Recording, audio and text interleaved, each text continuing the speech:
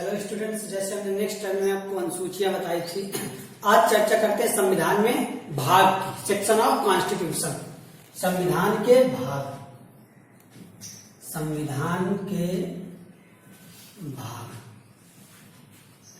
ठीक है, जैसे हम उस दिन बताया था कि मूल संविधान में प्रारंभ में 8 अनुसूचियां, 22 भाग और 395 अनुच्छेद थे। समय रहते इनमें संशोधन होकर के वर्तमान में 12 अनुसूचियां, भाग कोई नए भाग नहीं जोड़े गए। जैसे भाग में का करके जोड़ दिए गए। अगर जनरली पूछा जाए भाग कितने, तो आप 22 बताएंगे। अगर 22 ऑप्शन में ना हो तो 25 कर सकते हैं। ठीक, और अनुच्छेद 395 से बढ़कर के 463 हो गए। ठीक, इस तरह। तो अब संविधान के आज हम प्रमुख भागों की चर्चा करेंगे। ठीक, जैसे संविधान का पहला भाग है राज्य और संघ क्षेत्र। राज्य और संघ क्षेत्र, और ये कहां से कहां तक है? अनुच्छेद 1 से 4 तक। संविधान का भाग 1 राज्य और संघ क्षेत्र, अनुच्छेद 1 से 4 तक। देखो, अनुच्छेद 1, अनुसूची 1, भाग 1, सबसे 1। इसमें अच्छा, अगर क्वेश्चन क्या पूछ दिया जाता है कभी अनुसूची 1 में क्या, तो संघ और राज्य। अगर बहुत सिंपल पूछ लिया जाए भारत में कितने राज्य हैं, तो हम बता सकते वर्तमान में 28 राज्य और 8 केंद्र शासित प्रदेश है। ठीक, अब अनुच्छेद 1 में क्या है? भारत वही भारत राज्य। अनुच्छेद 2 में क्या है? नए राज्यों का प्रवेश। अनुच्छेद 3 में क्या है? नए राज्यों का निर्माण, सीमा में परिवर्तन का अधिकार संसद को दिया गया है। तो ये आपका भाग 1 और अनुसूची और अनुच्छेद 1 से 4 तक तैयार है। अब बात करेंगे भाग 2 की। अब भाग 2 में क्या है? भाग 2 में नागरिकता। क्या है? आपको याद क्या करना है? भाग 1 में संघ और राज्य क्षेत्र, भाग 2 में नागरिकता। ये कहां से कहां तक है? 5 से 11 तक। अनुच्छेद 5 से लगा करके 11 तक। अब देखो, नागरिकता से कई सारे क्वेश्चन आ सकते हैं। सबसे पहले तो पूछ लिया जाता है नागरिकता का जिक्र, या जो भारतीय संविधान में नागरिकता है किस देश से ली गई। नागरिकता अगर पूछ लिया जाए किस देश से ली गई, तो हम क्या बताएंगे? ब्रिटेन से ली गई। और भारत में एकल नागरिकता का प्रावधान किया गया है।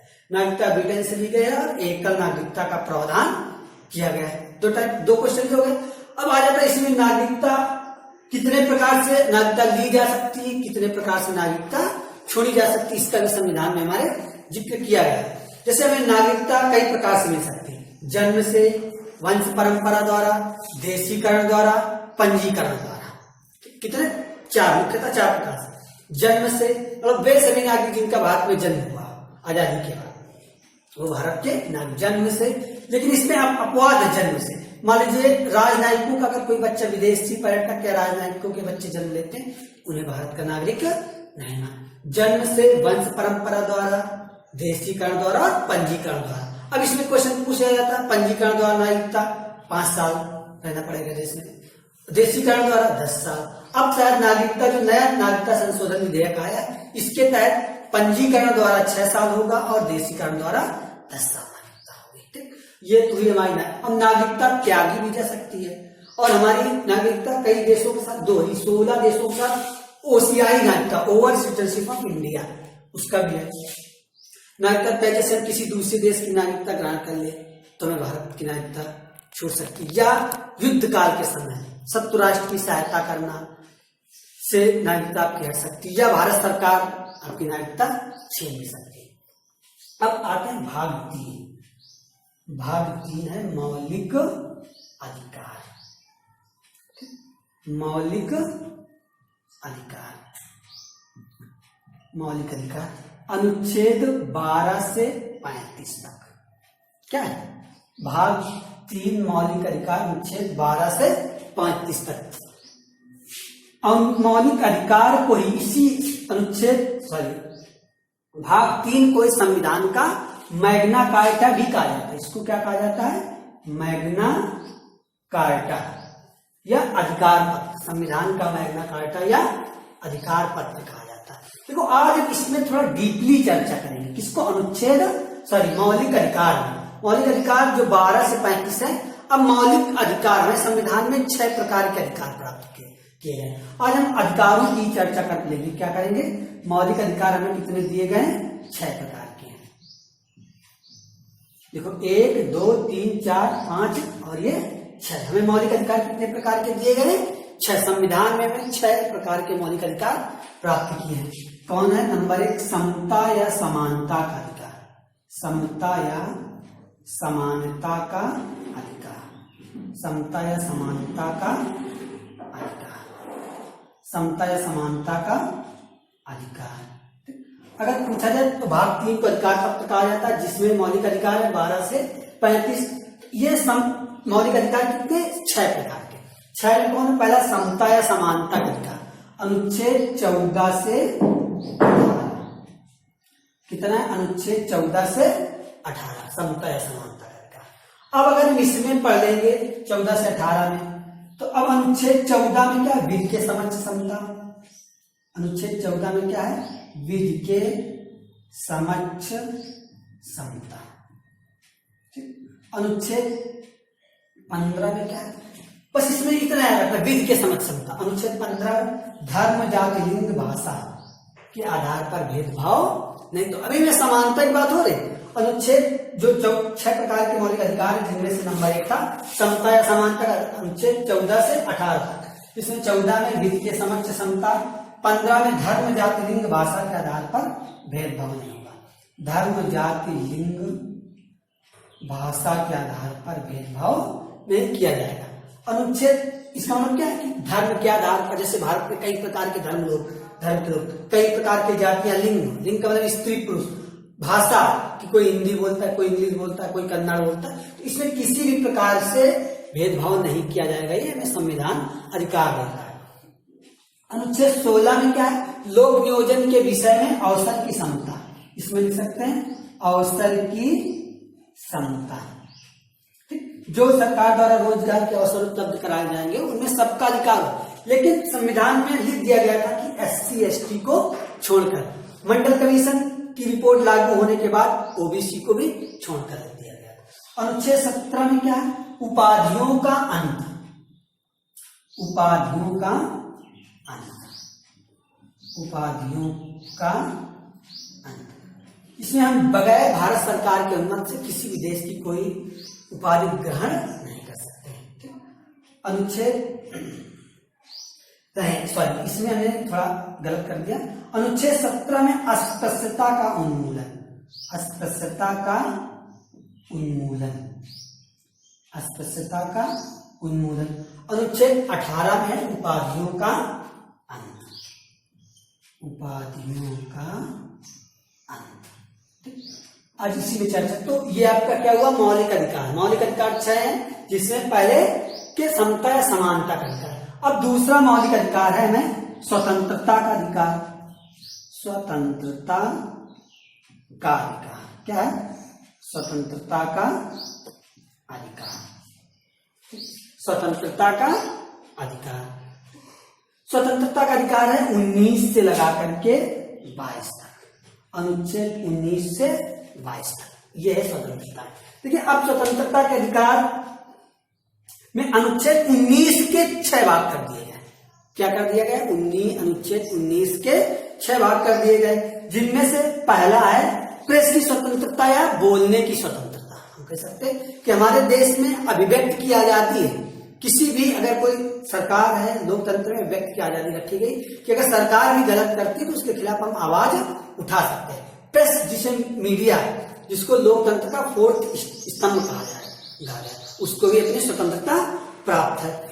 फिर अनुच्छेद A हो गया प्रेस की स्वतंत्रता।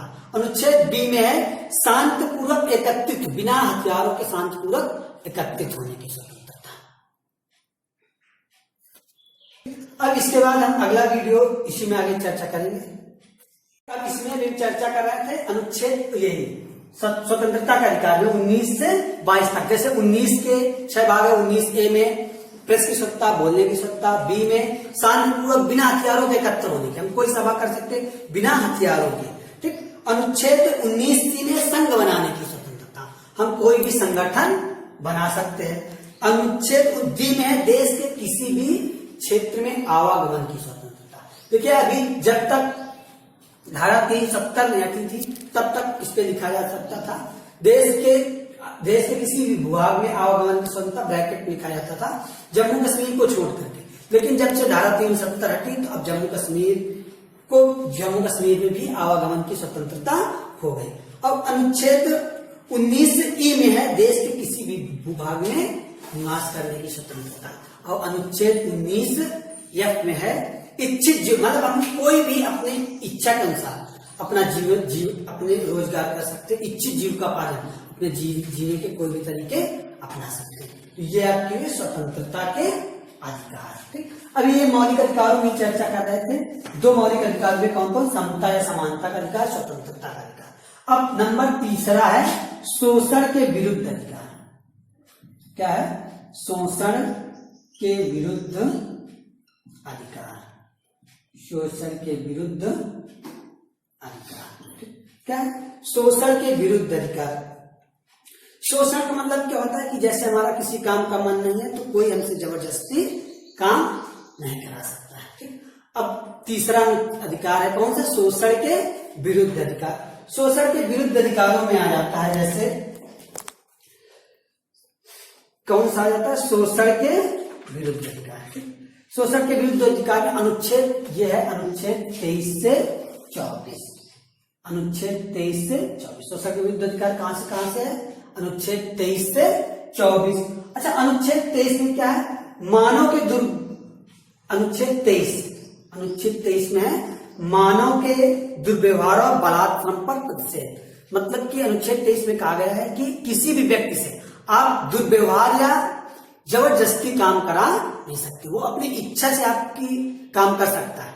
तो ये शोषण होता है ना, जब अगर मैं किसी व्यक्ति का इच्छा नहीं उससे जबरदस्ती काम कराए तो ये क्या होता है? शोषण। तो जबरदस्ती काम नहीं कराया जा सकता। अनुच्छेद 24 देखो 23 में हुआ बलात्कार, अनुच्छेद 24 में बालकों के नियोजन पर निषेध होता है ना। इसी में 6 से 14 वर्ष तक के बच्चों से कारखानों या सार्वजनिक जगहों पे काम कराना क्या होता है? गैर कानूनी माना जाता है। ठीक, तो ये हुए आपके अनुच्छेद 23-24। 23 में क्या है? बलात्कार, 24 में बालकों के नियोजन पर प्रतिषेध। ठीक, अब बात करेंगे हम, इसी में आ जाता है चौथा प्रकार का, धार्मिक स्वतंत्रता में ही चौथा आ जाता है। देखो 3 बताया, समता समानता का अधिकार, स्वतंत्रता का अधिकार, शोषण के विरुद्ध अधिकार। चौथा है धार्मिक स्वतंत्रता का अधिकार। कौन सा है? धार्मिक स्वतंत्रता का अधिकार। धार्मिक स्वतंत्रता का अधिकार। देखिए हिंदुस्तान एक सेकुलर राष्ट्र है, धर्मनिरपेक्ष राष्ट्र है। इसको 1976 में 42वें संविधान संशोधन द्वारा प्रधानमंत्री इंदिरा गांधी की सरकार में एक धर्मनिरपेक्ष सेकुलर राष्ट्र या पंथ निरपेक्ष राष्ट्र घोषित किया गया था। मतलब ऐसा राष्ट्र जिसका कोई धर्म नहीं है, यहाँ सभी धर्मों के लोग आपस में मिलजुल करके रह सकते हैं। देखिए अब इसी में स्वतंत्रता का अधिकार हुआ। इसके ये अनुच्छेद 25 से 28 तक हम क्या कह सकते हैं? स्वतंत्रता का अधिकार 25 से 28 तक में। ठीक, अनुच्छेद 25 में क्या कहा गया? हम किसी भी धर्म को स्वतंत्रता पूर्वक मान सकते हैं। ठीक, अनुच्छेद 25 में क्या है? कोई भी व्यक्ति अंतःकरण धर्म के सपक्ष करने किसी भी धर्म को स्वेच्छा से मान सकता है, उसका प्रचार प्रसार कर सकता है। ठीक, अनुच्छेद 26 में धार्मिक कार्यों के प्रबंध की स्वतंत्रता। अनुच्छेद 26 में क्या है? धार्मिक कार्यों की प्रबंध की स्वतंत्रता। अनुच्छेद 27 में है किसी राज्य किसी व्यक्ति को बाध्य नहीं कर सकता, किसी धार्मिक जैसे किसी शिक्षण संस्थान में कोई कार्यक्रम हो रहा धार्मिक, तो राज्य सरकार या शैक्षणिक संस्थान किसी व्यक्ति को धार्मिक कार्य करने के लिए बाध्य नहीं कर सकते हैं। ठीक, अब बात करते हैं अनुच्छेद 28 में क्या होगी? अनुच्छेद कुछ शिक्षक संस्थाओं में शिक्षा का धार्मिक उपासना में उपस्थित होने के लिए स्वतंत्रता। तो ये आपकी स्वतंत्रता है। तो हम भारत में कोई भी धर्म मान सकते हैं, उस धर्म का कुल मिलाकर इसका सार ये हुआ कि हम किसी भी धर्म को मान सकते हैं, उसका प्रचार प्रसार कर सकते हैं, इसके लिए बाध्य नहीं है। ये धार्मिक स्वतंत्रता हुई। अब अगला अनुच्छेद है, यही मौलिक अधिकार में 5वां हो जाता है, संस्कृति और शिक्षा संबंधी अधिकार। क्या है? संस्कृति और शिक्षा संबंधी अधिकार, संस्कृति और शिक्षा संबंधी अधिकार। क्या संस्कृति और शिक्षा संबंधी अधिकार, क्या संस्कृति और शिक्षा संबंधी अधिकार। इसको लिखते हैं अनुच्छेद 29 और 30 में। किसमें किसमें अनुच्छेद, देखिए मौलिक अधिकार 6 थे जिसमें 5वां बता रहे थे संस्कृति और शिक्षा संबंधी अधिकार, अनुच्छेद 29 से 30 में। अनुच्छेद 29 में अल्पसंख्यक वर्गों के हितों का संरक्षण। कोई भी अल्पसंख्यक वर्ग, इसमें अल्पसंख्यक वर्ग अपनी संस्कृति अपनी शिक्षा को बचाए रख सकते हैं। इसमें अनुच्छेद 29 में अल्पसंख्यक वर्गों के हितों का संरक्षण। अनुच्छेद 30 में क्या, शिक्षा संस्थाओं की स्थापना। कोई भी अल्पसंख्यक वर्ग अपने धर्म से रिलेटेड शैक्षिक संस्थाओं की स्थापना कर सकता है और प्रशासन में अधिकार किया गया। ठीक, ये आपके संस्कृति और शिक्षा संबंधी अधिकार। अब एक आ जाता है लास्ट में अनुच्छेद 6वां अधिकार है संवैधानिक उपचारों का अधिकार। कौन सा हुआ, संवैधानिक उपचारों का अधिकार। संवैधानिक उपचारों का अधिकार, संवैधानिक उपचारों का अधिकार अनुच्छेद 32। ठीक, इससे इस संविधान की आत्मा का है। अगर क्वेश्चन पूछ लिया जाता है डॉक्टर भीमराव अम्बेडकर ने संविधान की आत्मा किसे कहा है, तो संवैधानिक उपचारों के अधिकार को ही संविधान की आत्मा का है। ठीक, तो ये आपका क्लियर हुआ कि नहीं। मौलिक अधिकार, मौलिक अधिकार हमने बताया था, आज बता रहे थे भाग। तो सबसे पहले हमने बताया था भाग कितने हुए थे संविधान में, वर्तमान में 22 भाग है। ठीक, 22 भागों में से पहला भाग बता चुके संघ और उसका राज्य क्षेत्र।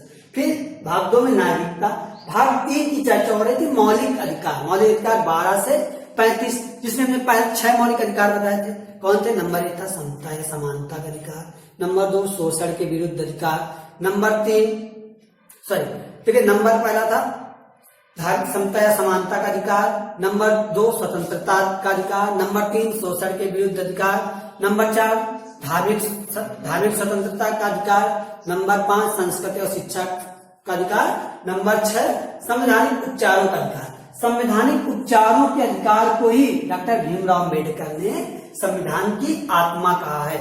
एक बार क्वेश्चन पूछा जाता है संविधान की कुंजी किसे कहा जाता है, संविधान की कुंजी पूछ लिया जाए तो प्रस्तावना को कहा जाता है। क्या कहा जाता है, संविधान की कुंजी प्रस्तावना को कहा जाता है। ये आपके लिए मौलिक अधिकार, इन्हीं में डिटेल से ये बहुत ही इंपॉर्टेंट हर चैप्टर के, खासकर अनुच्छेद 19। अगर हम बात करें तो ज्यादातर समता या समानता के अधिकार से, स्वतंत्रता के अधिकार से। अनुच्छेद 20 भी आ जाता है कभी कभी। कौन सा आ जाता है, अनुच्छेद 20, जिसमें कहा गया प्राण एवं दैहिक स्वतंत्रता। अनुच्छेद 21 में 20 में अपराधों के लिए दोष सिद्धि के संबंध में संरक्षण। अगर स्वतंत्रता का अधिकार में पूछा जाता है तो अनुच्छेद 21 पूछ लिया जाता है। अनुच्छेद 21 में क्या है, प्राण एवं दैहिक स्वतंत्रता। अगर जब हमारे मौलिक, जब देश में कभी आपातकाल लगता है, आपातकाल मतलब 300, अनुच्छेद 356 में तो राष्ट्रपति शासन लगता है, 352 जब आपातकाल लगता है तो केवल मौलिक अधिकारों में प्राण एवं दैहिक स्वतंत्रता, अनुच्छेद 21 को छोड़ करके हमारे सभी मौलिक अधिकार निरस्त हो जाते हैं। ठीक, अगर एक क्वेश्चन पूछा जाए मौलिक अधिकारों का रक्षक किससे कहा जाता है, तो सुप्रीम कोर्ट और हाई कोर्ट को, देश के उच्च न्यायालय और उच्चतम न्यायालय को मौलिक अधिकारों का रक्षक कहा जाता है। आज की क्लास में इतना।